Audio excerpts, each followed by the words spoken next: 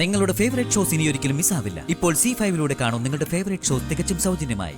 മോള് മനസ്സിൽ ആഗ്രഹിക്കുന്ന എല്ലാ കാര്യങ്ങളും ദൈവം നടത്തിത്തരും. രാധമ്മയുടെ പ്രാർത്ഥനയും അനുഗ്രഹവും എന്നും ഉൾക്കൊണ്ടാവും. ദൈവമേ, എല്ലാം ഭംഗിയാക്കി തരണേ. നിങ്ങളുടെ ഫോർമാലിറ്റീസ് കഴിഞ്ഞെങ്കിൽ ഒന്ന് പോയാൽ കൊള്ളായിരുന്നു. വർമ്മ സാറിന് പോയിട്ട് 1-2 മീറ്റിംഗ് ഉള്ളത്. സർ പോ.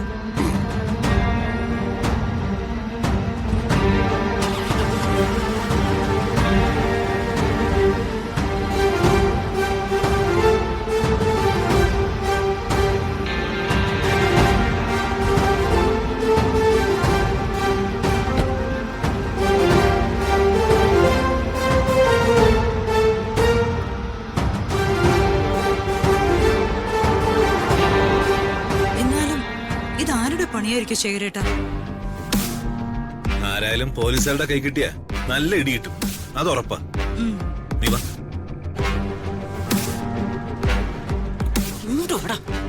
എന്താടാ ഇത്? നീ എന്റെ കയ്യിൽ നിന്ന് മേടിച്ച് 25 ലക്ഷം ഈ കാർ തന്നെ അല്ലേ കൊണ്ടുവച്ചത്? അതെ അമ്മേ. എന്നിട്ടിപ്പോ കാശ് എവിടെ? അത് അമ്മേ, എനിക്ക് മനസ്സിലാവാത്ത. എടാ, രൂപേ 1-2 അല്ല, 25 ലക്ഷമാ. 25 ലക്ഷം ഇങ്ങനെ കൊണ്ട് തോലിക്കാനായിരുന്നെങ്കിൽ ഞാൻ നിനക്ക് വല്ല കള്ളനോട്ട് ഒപ്പിച്ച് തരുമായിരുന്നില്ലേ? ആ ബുദ്ധി എനിക്കിപ്പോ തോന്നിയില്ല അമ്മേ. എടാ, എന്തെങ്കിലും ചെയ്യുന്നതിന് മുൻപ് എന്നോടൊന്ന് ആലോചിക്കണമെന്ന് ഞാൻ നിന്നോട് 100 വട്ടം പറഞ്ഞിട്ടില്ലേ? ഒരു അബദ്ധം പറ്റി, ഞാൻ എന്ത് ചെയ്യാനമ്മേ? അവന്റെ ഒരു അബദ്ധം. ദൈവമേ, എന്റെ 25 ലക്ഷം. ഓ,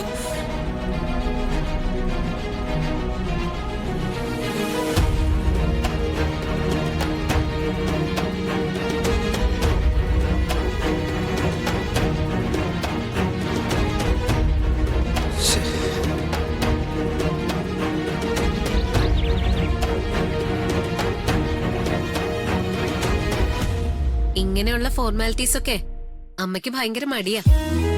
പിന്നെ ഋതിക ആയതുകൊണ്ട് അമ്മയ്ക്ക് വലിയ സന്തോഷമായിരിക്കും. കുക്കിംഗ് എന്നെ പഠിപ്പിക്കാൻ ചെറിയമ്മ കുറെ ട്രൈ ചെയ്തിട്ടുണ്ട്.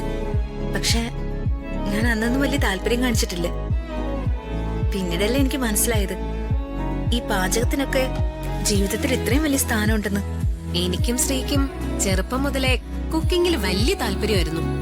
പക്ഷേ അച്ഛനും രാജുവിനും ഞങ്ങൾ ഉണ്ടാക്കുന്നതിനേക്കാൾ കൂടുതൽ ഇഷ്ടം അമ്മ ഉണ്ടാക്കുന്ന ഭക്ഷണം ആയതുകൊണ്ടേ ഞങ്ങൾ ആ പരിപാടി നിർത്തി. അത്യാവശ്യം അമ്മ എന്തെങ്കിലും സഹായിക്കാനല്ലാതെ ഞങ്ങള് പിന്നെ അടുക്കളയുടെ ഭാഗത്തേക്കേ കേറാറില്ല. ഞങ്ങൾ ഉണ്ടാക്കുന്ന കറികൾക്കൊന്നും അമ്മ നല്ല അഭിപ്രായമൊന്നും തന്നിട്ടില്ല കേട്ടോ. ശരിക്കും പറഞ്ഞ ആദ്യമായിട്ട് അമ്മ വേറൊരാൾ ഉണ്ടാക്കിയതിന് രുചിയുണ്ടെന്ന് പറയുന്നതേ ഋതിക ഉണ്ടാക്കിയ വിഭവങ്ങൾക്കാ. സത്യം പറയാലോ, ഋതിക ഉണ്ടാക്കുന്ന കറികൾക്കൊക്കെ ഒരു പ്രത്യേക രുചിയാണ് കേട്ടോ. അയ്യോ, എനിക്കങ്ങനെയൊന്നും തോന്നിയിട്ടില്ല കേട്ടോ. നിങ്ങളിങ്ങനെയൊക്കെ പറയുമ്പോ എനിക്ക് ശരിക്കും അത്ഭുതമായിട്ടാ തോന്നുന്നത്. അത്ഭുതപ്പെടാനൊന്നും ഒന്നുമില്ല. ഋതികയ്ക്ക് തന്നെയായിരിക്കും കോമ്പറ്റീഷനില് 1 സമ്മാനം. ഒരുക്കങ്ങളൊക്കെ കഴിഞ്ഞില്ലേ? ഞാൻ ലേറ്റ് ആയില്ലോ.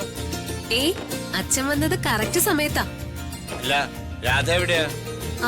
അമ്മ കുളിച്ചിട്ട് ഇറങ്ങിയതേ ഉള്ളൂ, ഇപ്പൊ വരും. രാഹുകാലം കഴിയാറായില്ലേ? രാധമ്മേ, രാധ വരുന്നു. അങ്ങോട്ട് വാ.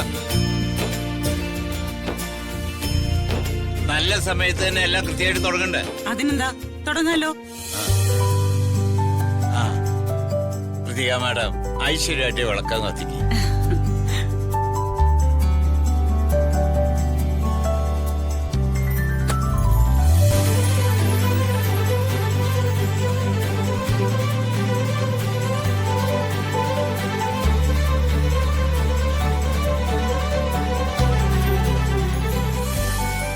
മാതാപിതാക്കന്മാരെയും ഗുരുക്കന്മാരെയും മനസ്സിൽ വിചാരിച്ച് പ്രാർത്ഥിച്ചു. ഇനി ദക്ഷിണ രാധമ്മയ്ക്ക് കൊടുക്കണം. ഇതൊന്നും വേണ്ട വേണേട്ടാ. ഇതൊക്കെ എന്തിനാ ഏട്ടാ? ഇതിന്റെയൊക്കെ ആവശ്യമുണ്ടോ? ഉണ്ട് രാധമ്മേ. എല്ലാവരുടെ ഉള്ളില് മറഞ്ഞു കിടക്കുന്ന കഴിവുകൾ ശരിക്കും അവരുടെ ജീവിതത്തിന്റെ വെളിച്ചമാണ്. ആ വെളിച്ചത്തെ തിരിച്ചറിയാൻ കഴിവുള്ളത് ഗുരുക്കന്മാർക്ക്. ഒരു വ്യക്തിയുടെ ജീവിതത്തിലെ യഥാർത്ഥ ദൈവം.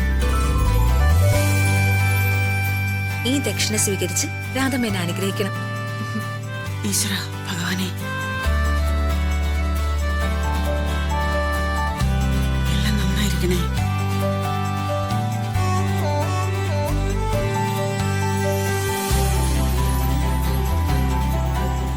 മോള് മനസ്സിലാഗ്രഹിക്കുന്ന എല്ലാ കാര്യങ്ങളും ദൈവം നടത്തിത്തരും.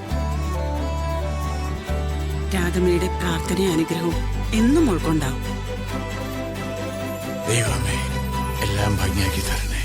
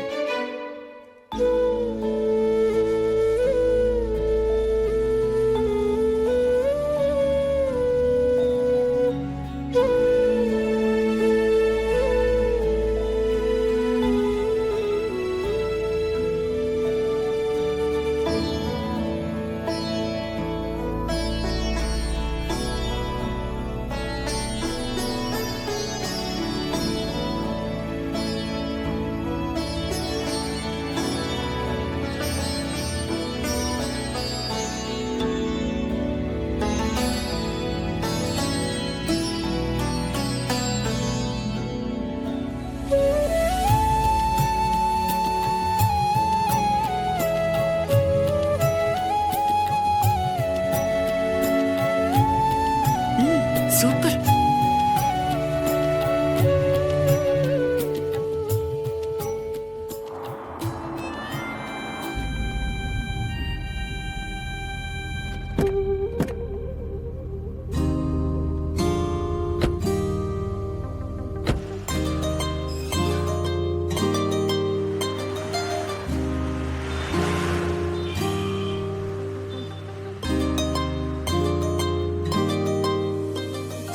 ഫാദർ,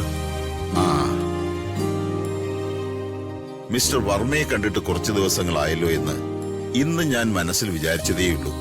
എന്താണ് മുന്നറിയിപ്പൊന്നുമില്ലാതെ ഒരു വരവ്? ഫാദറിനെ വന്ന് കാണാൻ എനിക്ക് അങ്ങനെ ഒരു മുന്നറിയിപ്പിന്റെ ആവശ്യമുണ്ടോ? വരുന്നതിന് മുമ്പ് ഫാദർ തിരക്കിലാണോ എന്ന് നേരിട്ട് വിളിച്ച് അന്വേഷിക്കും. ഇന്ന് ഫാദർ ഇവിടെ ഉണ്ടെന്ന് അറിഞ്ഞതുകൊണ്ട് വിളിച്ചില്ലെന്നേ ഉള്ളൂ. വരൂ, നമുക്ക് പള്ളിമേടയിലിരിക്കാം. ക്ഷമിക്കണം ഫാദർ, പതിവുപോലെ ഇരുന്ന് വിശദമായി സംസാരിക്കാനുള്ള സമയമില്ല. അത് താൻ വിളിച്ചു പറയാതെ വന്നപ്പോഴേ ഞാൻ ഊഹിച്ചു. രാജു, തന്റെ വിഷമങ്ങളൊക്കെ ഞാൻ അറിഞ്ഞു. ഹൃതികമോള് സുഖമായിരിക്കുന്നു? സുഖമായിട്ടിരിക്കുന്നു ഫാദർ. മിസ്റ്റർ വർമ്മയെ, അതായത് ഹൃതികമോളുടെ അച്ഛനെ മുന്നിൽ നിർത്തിക്കൊണ്ട് ഞാൻ പറയുകയാണ്. ഡൗൺലോഡ് ചെയ്യൂ C5 ആപ്പ്. കാണൂ എല്ലാ എപ്പിസോഡുകളും സൗജന്യമായി.